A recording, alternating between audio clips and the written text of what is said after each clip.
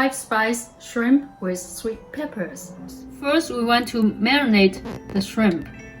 Okay, so 2 tablespoons of soy sauce, 1 teaspoon of 5-spice.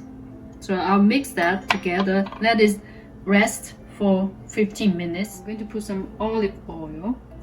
You can smell that incredible fragrance from the garlic in there.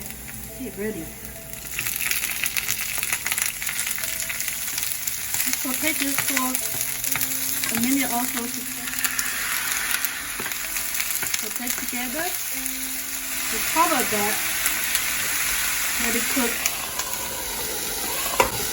for a minute. So it's been a minute. We just stir it a little bit. I'll put the tomatoes in.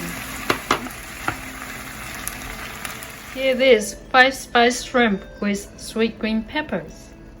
This is my dinner, 5-spice shrimp with sweet green peppers and a bowl of rice.